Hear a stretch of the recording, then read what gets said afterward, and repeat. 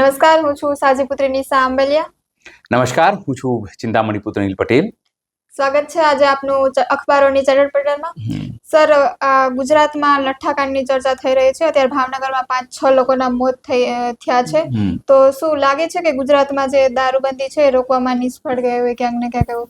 જો હું તમને કહું, સરકાર એટલે ભારતીય જનતા પાર્ટીની સરકાર નહીં, પહેલા કોંગ્રેસની સરકાર, આપણે કોઈને બાયસ નહીં કહીએ.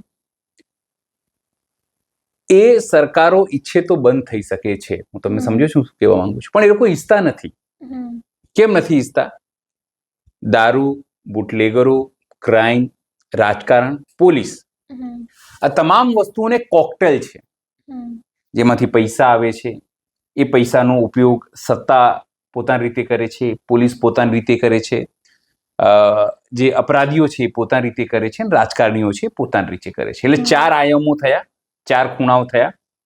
એક બુટલેગરો જે પોતાની રીતે વ્યવસ્થાઓ કરે છે, બીજી પોલીસવાળાઓ જે પોતાની રીતે કમાણી કરે છે, ત્રીજા રાજકારણીઓ જે આ તમામ વસ્તુ કરે છે, અને ચોથા એમાંથી ઉપજતી વસ્તુઓ એટલે કે સમાજ સેવામાં પૈસો ઉપયોગ થાય છે. તમને હસી આવશે, સમાજ સેવામાં પૈસો જાય, ટ્રસ્ટોમાં પૈસા જાય, રાજકારણમાં પૈસા જાય, જે ઇલેક્શનમાં દારૂ ચવાણું બધું વહેંચાય છે એમાંથી પૈસા જાય, ચૂંટણીઓમાં જીતવામાં આવે. અને આ જ બુટલેગરો ક્યાંક મોટા બિલ્ડરો થયા છે, સમાજને પોતાના સમાજના લોકોને પૈસા આપે, ધાર્મિક કાર્યક્રમોમાં પૈસા આપે, બેકડોરથી પૈસા આપે, તો કોઈને વાંધો રહેતો નથી. આ જ વસ્તુ છે કે દારૂબંધી થતી નથી. તમે જુઓ, અલગ અલગ સમાજો જે છે, ઠાકોર સમાજ છે કે ભાઈ દારૂબંધી કરીએ, અમે ઠરાવ કરીએ છીએ દારૂ પીતા, દંતાળી સમાજ છે, દલિત સમાજ છે, બીજા લોકો અલગ અલગ, આ કુરિવાજ છે, બધાને ખબર છે. પણ કેટલીક જગ્યાએ તો જે તેમના દેવો છે એ ધાર્મિક વૃત્તિ સાથે સંકળાયેલ છે. દારૂ ચડાવવામાં આવે છે, મામાદેવ કે એવા અલગ અલગ દેવો છે એમને. આદિવાસી વિસ્તારોમાં તમે ના રોકી શકો. આદિવાસી વિસ્તારમાં પણ તમે જુઓ તો એ લોકોનું કલ્ચર સાથે તમામ વસ્તુઓ જોડાયેલી છે. અને બીજી મહત્વપૂર્ણ બાબત કે તમે જુઓ, દેવોમાં, હું વખાણ નથી કરી રહ્યો, કે અડલી દારૂ પીતા હશે ને એટલે વખાણ કરી રહ્યા છે. હું દારૂ બિલકુલ નથી પીતો, હું તમને કહી દઉં. અને જે લોકો મને જાણે છે, આપણે ગુજરાત બહાર મેં ટૂર કર્યું છું ત્યારે બિયરો આપણે પી લઈએ ક્યારેક, એ વાત જુદી છે. કારણ કે મિત્રો બહુ ફોર્સ કરે તો પી લઈએ, પણ ગુજરાત બહાર, ગુજરાતમાં નહીં. પણ મૂળ સવાલ એ છે કે હું કંઈક દારૂનો બંધાણી નથી વખાણ કરી રહ્યો છું, ખૂબ દારૂ પીઓ, ખૂબ દારૂ પીઓ, ખૂબ દારૂ પીઓ. ના, બિલકુલ નહીં. એટલે ખોટું ના સમજતા મને. પણ દેવતાઓ એને સોમરસ કહે છે. શું કહે છે? સોમરસ. પણ સોમરસ ક્યાર સુધી? જ્યારે તમે એકાદ પેક નાનું પીવું ત્યાર સુધી. આ બધા કહેશે કેવું મસ્ત શીખવાડે છે. શીખવાડતો નથી હું, તમે જુઓ. પણ જ્યારે તમે એને ખરાબ પીઓ, વધારે પીઓ, ત્યારે નુકસાન છે. કોઈ બી વસ્તુનો અતિ કરો તો નુકસાન છે. ગુજરાતમાં દારૂબંધી થઈ, મહાત્મા ગાંધીના નામે દારૂબંધી થઈ કે ભાઈ, પણ આખું એક ઇકોનોમી છે જેના ઉપર આ દારૂબંધી ચાલે છે. તમે જુઓ, પોલીસ પકડે, ઘણી વખત તોડ કરે, ઘણી વખત છોડી દે. ઠીક છે, આ બધી વસ્તુ ચાલતી રહે, એ પ્રક્રિયા છે, એ ચાલતી રહે. એના માટે કડક કાયદો બનાવવાની વાત કરવામાં આવે છે. પણ એના જે સામાજિક નુકસાનો છે કેટલા છે? ખરાબ દારૂ પીવે, ઘરમાં જઈને મારે, મરે. અમારે ત્યાં નારોલમાં તમે જાઓ તો રાણીપુર ગામ છે, 250 થી વધુ મહિલાઓ વિધવા છે. એમને તમે પૂછો, અહીંયા મજૂર ગામ છે, ત્યાં મેક્સિમમ બહેનો જે છે, દીકરીઓ જે છે, એ ઓછા ઉંમરમાં જ વિધવા થઈ જાય છે. એમને પૂછો કેમ, તો કે ઘરવાળો દારૂ પીતો. તો કયો દારૂ? તો ખરાબ દારૂ, દેશી લઠ્ઠો. જે થયું કે મિથેનોલ એની અંદર ઉમેરવામાં આવે, બધું કડક કરવા માટે, બધું કિક લેવા માટે, અને લોકો મરી જાય. પણ મૂળ સવાલ હજુ એ જ છે કે દારૂ આવે છે તો બોર્ડર ક્રોસ કરીને આવતું હશે, બરાબર? દારૂ બને છે તો કોઈક વિસ્તારમાં જ બનતું હશે. આઈબી છે, તમારી મારી તપાસ કરવા માટે અહીંયા આસપાસ ફરતી હોય, પોલિટિકલ કાર્યક્રમોમાં જતી હોય, ખેડૂતોના કાર્યક્રમોમાં પણ આઈબી જતી હોય. તો સવાલ એ છે કે શું બુટલેગરો જ્યાં દારૂ બનાવે છે ત્યાં આઈબી નહીં જતી હોય? તો સવાલ છે, યસ, જતી હશે, એને ખબર હશે. આઈબી રિપોર્ટ પણ આપતી હશે કે આ વિસ્તારમાં આ દારૂ વેચે છે આ ભાઈ. લોકલ જે પીઆઈ થી વાત કરીએ, ત્યાં પીએસઆઈ, પીઆઈ, હેડ કોન્સ્ટેબલ અને વહીવટદાર, એ તમામને ખબર હોય છે કે દારૂ ક્યાં વેચાય છે, કોણ વેચે છે, કોણ બુટલેગર છે, ક્યાંથી હપ્તા લેવાના છે, અને હપ્તા લેવાય બી છે. આ તમામ વસ્તુ હું નથી કહી રહ્યો. જો આ વસ્તુ મારી પાસે માહિતી છે. જ્યારે અમે લોકોએ અમારું એક અભિયાન શરૂ કર્યું હતું, ભાઈ ચાલી ના શક્યું આગળ અમુક દબાણના કારણે. અમુક અમે ડરતા નથી, દબાતા નથી, પણ લોકોએ કીધું કે ક્યાં તમારું આમાં છે, એટલે એ અભિયાનમાં ચાલી શકે. અમારું સ્ટાફનો બી અભાવ હતું અને તમામ વસ્તુ પછી ખેડૂતોમાં પણ અમારે કરવાનું હતું, એટલે એ અભિયાન મેં છોડી દીધું કે ભાઈ અમારા વિધાનસભામાં નો ડ્રગ નો દારૂ. એક જ એપિસોડ કર્યો, મોટી સંખ્યામાં લોકોએ કીધું અમારે ત્યાં દારૂ વેચાય છે. કેટલાક કીધું કે સાહેબ વહીવટદારને ખબર હોય છે કે ત્યાં દારૂ વેચાય છે, જો આ સામે દારૂ વેચાય છે, પાછળ વેચાય છે, પણ કોઈ પગલાં લેવાતા નથી. સવાલ મૂળ એ છે કે જ્યાર સુધી રાજનીતિક ઈચ્છા શક્તિ નહીં હોય, ભાઈ તમે એક સારી ઝાટકે બંધ કરી દો. કોને તમને ના પાડી છે? જો તમે બંધ નથી કરી શકતા એનો મતલબ અધિકારીઓ ઉપર તમારું કંટ્રોલ નથી, આઈએસ આઈપીએસ ઉપર, કારણ કે એ લોકો તો જિલ્લાઓમાં એક્ઝિક્યુટિવ પાવર છે. પોલીસ એસપી એક ચેકપોસ્ટ પર ઉપરથી એક દારૂની બોટલ કે બૂંદ ના નીકળી, એક ટીપો પણ નીકળી શકે જો પોલીસ ઈચ્છે તો, પણ પોલીસને ખબર છે કે આખી સિસ્ટમમાં સડો જે છે આ છે કે બધાનો કોકટેલ છે, એક સાથે બધા જોડાયેલા છે, બુટલેગરથી લઈને રાજકારણી અને સામાન્ય જે દારૂ બનાવે છે એક સામાન્ય વ્યક્તિ એનેથી લઈને પીવાવાળો, બારવાળો, મોટી હોટલો વાળો, તમામ લોકો એની સાથે જોડાયેલા છે. દારૂ પીસે, મજૂર વર્ગ. આજે જે લોકો મર્યા છે તમે કોણ છે મને કહો? એ બધા ટાટા બિલ ડાલમિયાના ત્યાંથી લોકો છે? ના, એ સામાન્ય લોકો છે, ગરીબ લોકો છે, મજૂર વર્ગના લોકો છે. જ્યારે આખો દિવસ મહેનત કરે છે તો એને કે આપણું થકાવટ થોડી ઉતરે એના માટે પીવે છે. પણ હું એવું નથી કહેતો કે આના માટે એ લોકો પણ જવાબદાર છે. આપણે એવું ના કહી શકીએ કે ભાઈ એ લોકો જવાબદાર નથી. એ લોકો પણ જવાબદાર છે, કારણ કે એ લોકો કોઈ ઘરે આપવાનું તો ગયું, પણ એમને ખબર હતી કે દારૂ ક્યાં વેચાય છે, ત્યાં જઈને લઈ આવ્યા. તો શું એ પોલીસને નહીં ખબર હોય? એક પીઆઈને સસ્પેન્ડ કરી દીધું, 3-4 કોન્સ્ટેબલને સસ્પેન્ડ કરી દીધું, બસ પતી ગઈ વાત. સાહેબ તમારો એસપી સસ્પેન્ડ થવો જોઈએ, તમારો આઈજી સસ્પેન્ડ થવો જોઈએ, તમારો ગૃહમંત્રી જે છે એને હકાલપટ્ટી કરી દેવી જોઈએ. ચમરબંધીને છોડવામાં નહીં આવે, આમ નહીં કરવામાં આવે, પેલું નહીં કરવામાં આવે, આમ જય શ્રી રામના નારા. તો જય શ્રી રામના નારા લગાવીને તમે સુધારી કેમ નહીં દેતા? બધી બોગસ વસ્તુઓ છે, તમે સમજો. કુલ મળીને એટલું કહી શકાય નિશા કે સરકારની ઈચ્છા શક્તિ નથી અને લોકોએ તૈયાર રહેવું પડશે આવી રીતે મરવા માટે. પીવો, મરો, કોને તમને ના પાડી છે? જ્યારે બી તમને વાત કરું તો સામાજિક દૂષણ છે. એટલે પણ દારૂ મળે છે તો સામાજિક દૂષણ છે ને. દારૂ મળશે જ નહીં તો પછી શું? એક તરફ તમે દારૂ બંધી કરો છો, ખરાબ દારૂ બનાવે છે, લોકો પીવે છે, ખોટી રીતે એનો ઉપયોગ થાય છે, લોકો કમાણી કરે છે. બીજી તરફ તમે વ્યસન મુક્તિ કેન્દ્રો ચલાવો છો અને પછી કહો છો કે અમારે ત્યાં દારૂ બંધી છે. કેવી રીતે? ભાઈ બહારના રાજ્યોના બી લોકો આવે છે, પછી તમે શું કરો? હોટલોમાં થોડી મંજૂરી આપો, થોડા ગિફ્ટ સિટીમાં તમે મંજૂરી આપો, હવે પોરબંદરમાં તમે મંજૂરી આપો, તમે 5 સ્ટાર હોટલોમાં મંજૂરી આપો, પછી તમે વ્યક્તિગત લોકોને કે નહીં હવે 40 વર્ષથી તમે વધારે છો એટલે તમે દારૂ પીવાની મેડિકલ કન્ડિશન પર તમને દારૂ પીવાની મંજૂરી આપે. મહિલાઓ બંધાણી છે, થોડા દિવસ પહેલા મેં વાંચ્યું કે હવે હજારોની સંખ્યામાં મહિલાઓ દારૂની બંધાણી થઈ ગઈ. કેવી રીતે થઈ ગઈ ભાઈ? કેવી રીતે થઈ ગઈ? તમે છૂટ આપી છે તો થઈ ગઈ ને. એટલે આ બોગસ વસ્તુ છે દારૂબંધી ગુજરાતમાં. આ સરકારને હટાવી દેવી જોઈએ. હું નથી કહેતો જો ના કંટ્રોલ કરી શકતા હોય તો તમારે હટાવી દેવું જોઈએ. વટથી લોકોને સારો દારૂ પીવા દો. આ તો એક દારૂનું બ્રાન્ડ કલેક્ટર સાહેબ કહેતા કે અત્યારે 2-3 દિવસમાં જેમને એ બ્રાન્ડની દારૂ લીધી ચકાસી લે, કારણ કે ગડબડ છે એમાં. વિચાર તો કરો, કલેક્ટરે કેવું પડે 100 બ્રાન્ડની દારૂમાં ગડબડ છે. શરમની વાત છે ને. ડૂબી ના મરવું જોઈએ ડાકડીમાં પાણી લઈને. લોકો કટોરામાં, તપેલામાં, બાલ્ટીમાં કરે, એમ તો ડાકડીમાં પાણી ડૂબી મરવી જોઈએ. સર, બીજો સવાલ એ છે કે આપણા જે ગૃહમંત્રી છે એવું કહેતા હોય કે કાયદામાં રહેશો તો ફાયદામાં રહેશો અને કોઈ પણ ચમરબંધીને છોડવામાં નહીં આવે, તો લાગે છે કે ક્યાંક ને ક્યાંક નિષ્ફળ ગયા હોય દારૂબંધીને રોકવામાં? હું તો કહીશ કે હર સંઘવી ખાલી દારૂબંધી નહીં, રાજ્યની કાયદો અને વ્યવસ્થા રોકવામાં પણ નિષ્ફળ નીવડ્યા છે.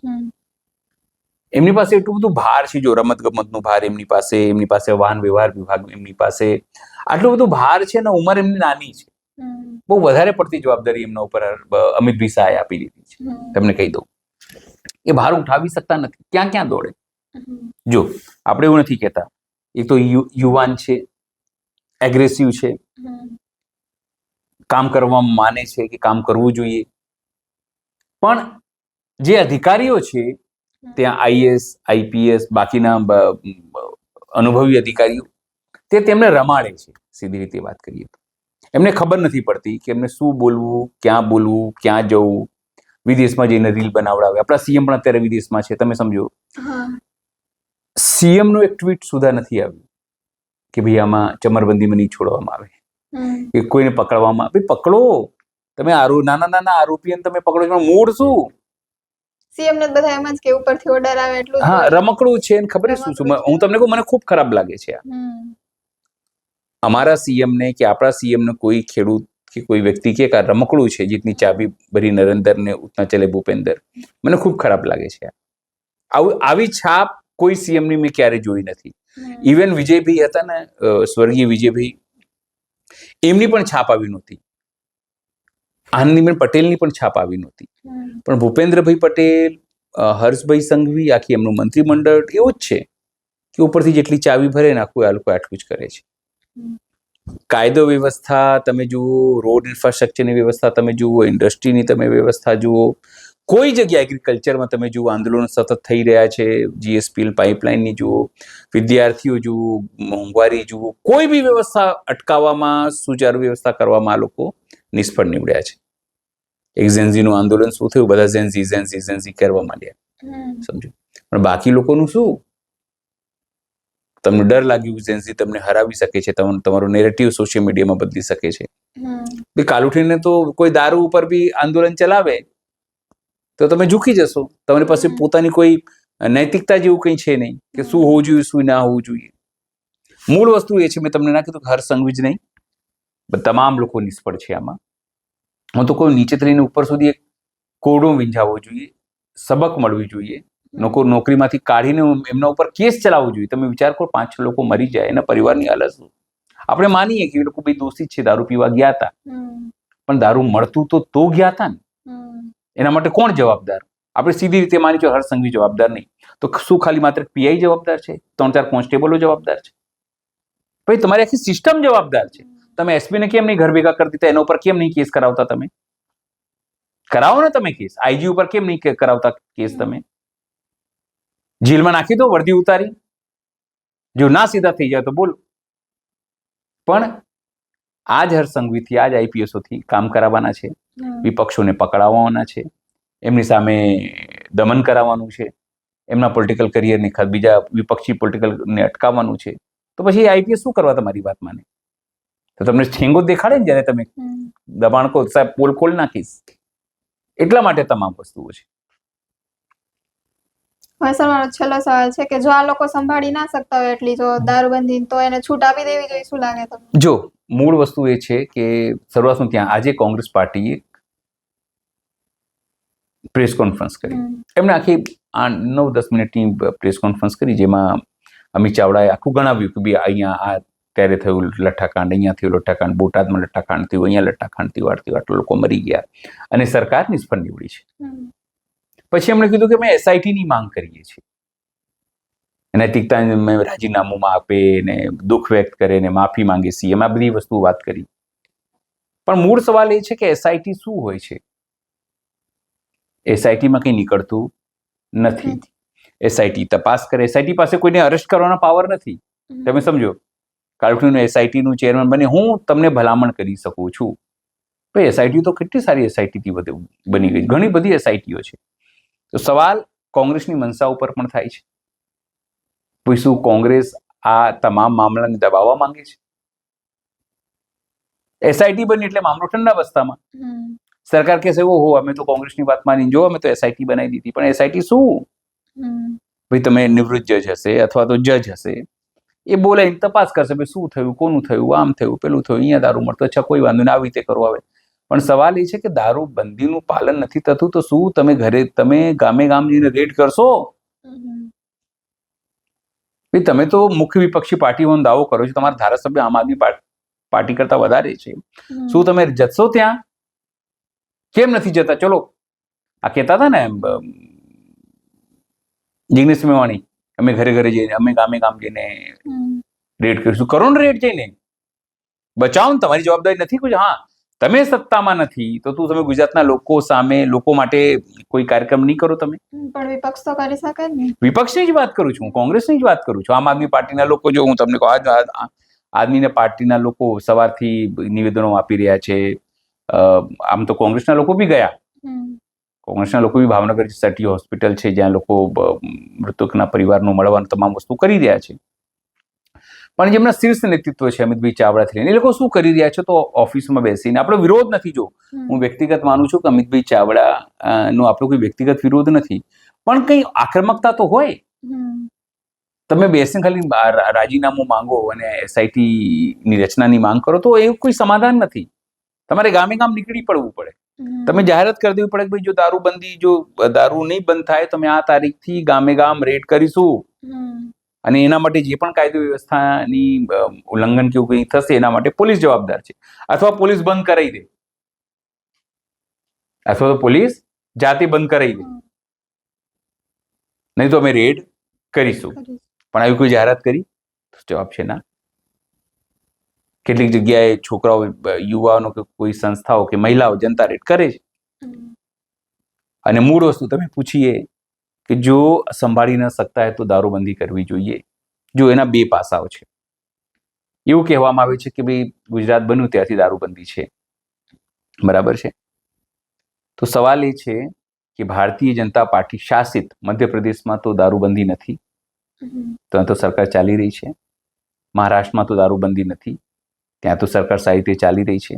બાજુમાં રાજસ્થાન છે, ત્યાં તો દારૂબંધી નથી, ત્યાં તો સરકાર ચાલી રહી છે. રાજસ્થાન, હરિયાણા, દિલ્હી, બિહાર, યુપી, એ સિવાય પશ્ચિમ બંગાળ, ઓરિસ્સા, તમામ જગ્યાએ દારૂબંધી નથી. અથવા આપણે બિહારમાં માની દારૂબંધી છે, બરાબર, ત્યાં બિહારમાં આંશિક દારૂબંધી છે, આપણા જેવી જ ત્યાં બી. તો એ રાજ્યોમાં જ્યાં દારૂબંધી છે ત્યાં વધુ ગુનાઓ છે એવું આપણે માનીએ તો ત્યાં ગુનાઓ રોકવામાં ભાજપ અસમર્થ છે, જેમ કે રાજસ્થાન, મધ્યપ્રદેશ અને મહારાષ્ટ્રમાં. જો વધુ હોય તો, અને અહીંયા દારૂબંધી નથી, અહીંયા દારૂબંધી છે ગુજરાતમાં, તો અહીંયા ઓછા ક્રાઇમ છે એવું તો છે નહીં. એવું જ છે, એવું જ છે ને, એવું જ હશે એવું માનીએ. ભાઈ સરકાર તો એક જ છે, આપણે દૂર ના જઈએ. ઉત્તર પ્રદેશમાં તો દારૂબંધી નથી, બિહારમાં દારૂબંધી છે. તો બંનેમાં શું ફેર? ઉત્તર પ્રદેશ અને બિહારમાં કોઈ ફેર નથી.